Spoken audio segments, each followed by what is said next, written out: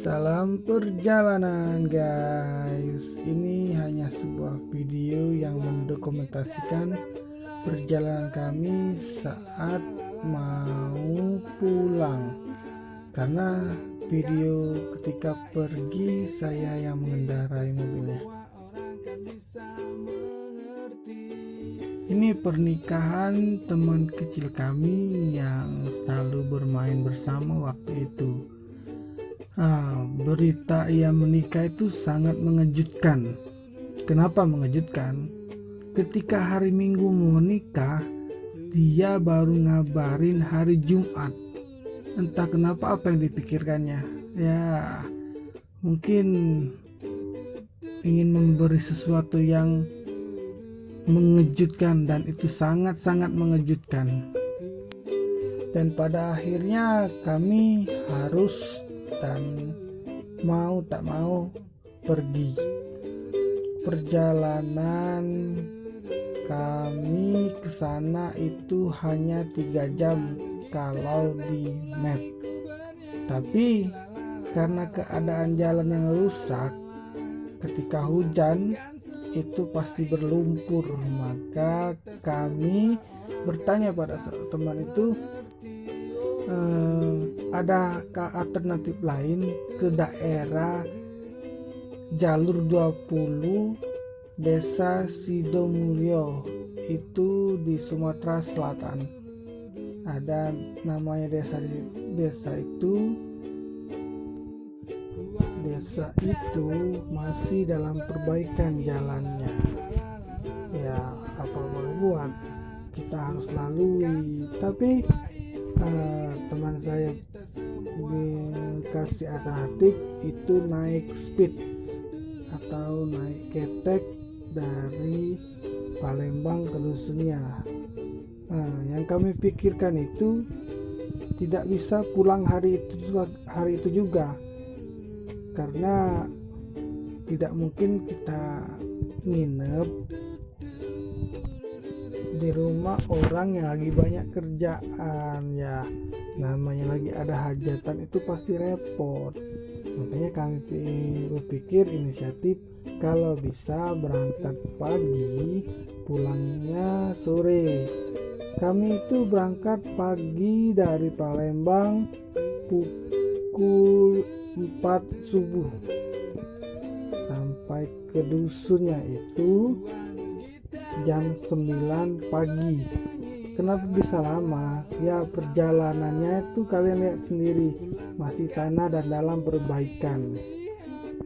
Oh ya, satu lagi, kami sebenarnya udah masuk desa itu pukul 7, pukul 8. Tapi kami harus nunggu jemputan dulu karena ada beberapa titik jalan yang rusak. Nah, enakan kami nunggu daripada nanti jadi panjang ceritanya. Sekitar 1 jaman kami nunggunya itu. Setelah kami dijemput, kami diarahkan jalan yang bagus. Sebenarnya nggak bagus juga sih, tapi lebih baik daripada kami nanti masuk lumpur. Mobil yang kami pakai bukan double gardan atau 4WD. Jadi itulah kami memutuskan untuk dijemput dulu, diarahkan jalan yang baik untuk menuju ke Desa Sidomulyo. Sampai kami pukul 9 langsung bersiap, mandi, dan doa kami terkabul ketika mau berangkat. Syukur-syukur kita tidak ada kendala dan sampai bisa menghadiri akad nikahnya. Karena gini, kami bertiga pergi itu dikarenakan tidak ada kerabat lain yang bisa datang. Kenapa bisa begitu?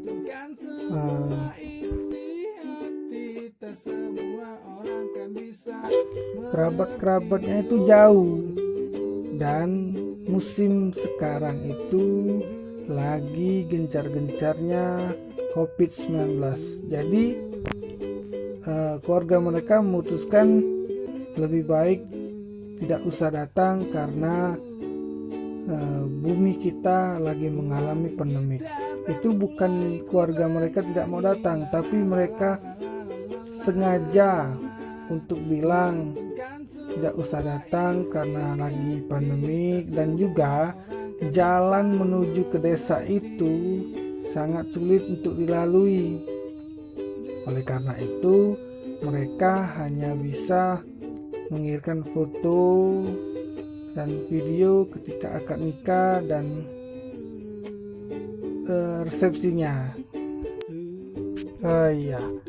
Saya ingatkan, video ini dibuat hanya untuk mendokumentasikan perjalanan kami ke daerah tempat teman saya menikah. Tidak bertujuan dan bermaksud apa-apa, hanya ingin memberi sebuah kenang-kenangan atau momen. Itu saja tujuan saya membuat video ini. Kita lanjut lagi berceritanya. Dari hal kami datang, kenapa Korea tidak datang? Karena semua itu ada alasan yang menguatkan kami untuk menghadiri pernikahan teman kecil kami. Sederhana sih, karena keterikatan emosional yang membuat kami harus menghadiri, karena pernikahan itu sesuatu yang sakral, yang hanya satu kali dalam seumur hidup. Dan itulah kami mengusahakan untuk menghadiri acara pernikahan teman kecil kami. Di dalam mobil ada perdebatan sedikit karena teman-teman saya itu bisa semua mengendarai mobil. Kebanyakan ya, orang yang bisa mengendarai mobil itu males untuk mengendarai mobil jarak jauh. Jadi kami itu rebutan untuk awalnya ya. Awal perdebatan itu ya, untuk pergi saya yang mengendarai dari Palembang sampai ke Dusun Sidomulyo, dan saya itu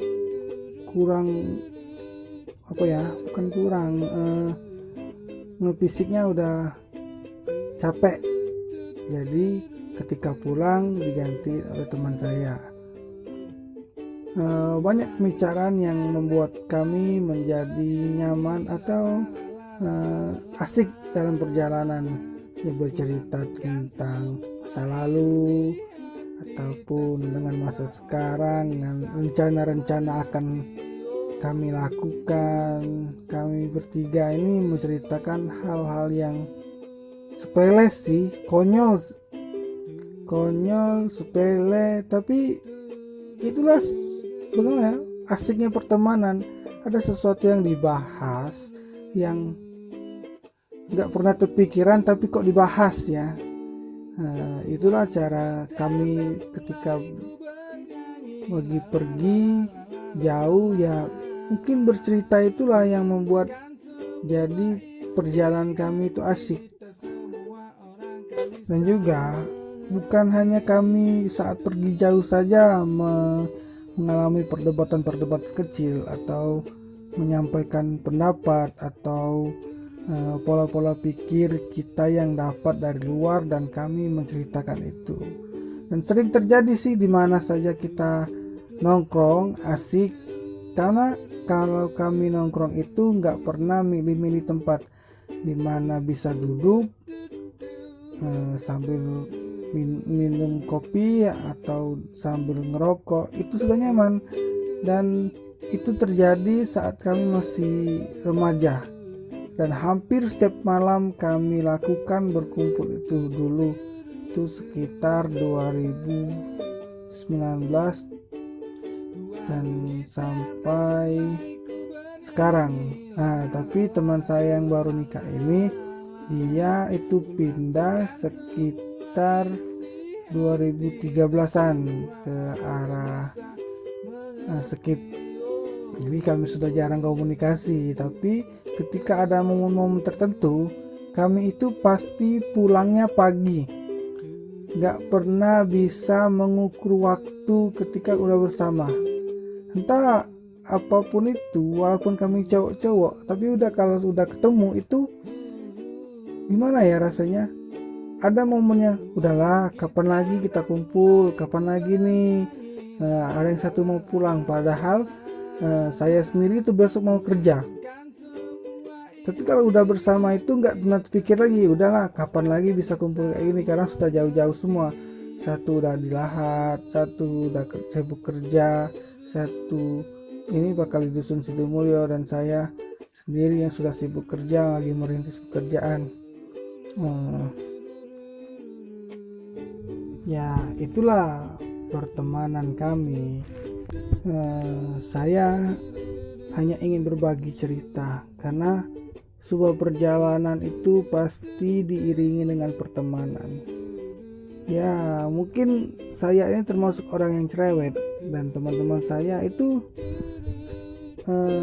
kalau nasehatin nggak mungkin kayak orang tua, pasti mencerca, ngebully.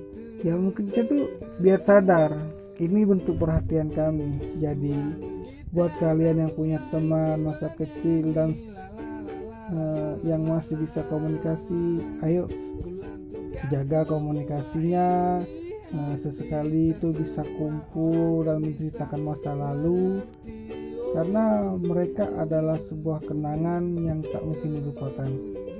Untuk kita semua, salam pertemanan, sahabat. Untuk kita, jaga selalu silaturahmi. Salam perjalanan, dan ini kisah saya untuk teman saya yang selalu ada ketika saya jatuh. Terima kasih, semoga bahagia.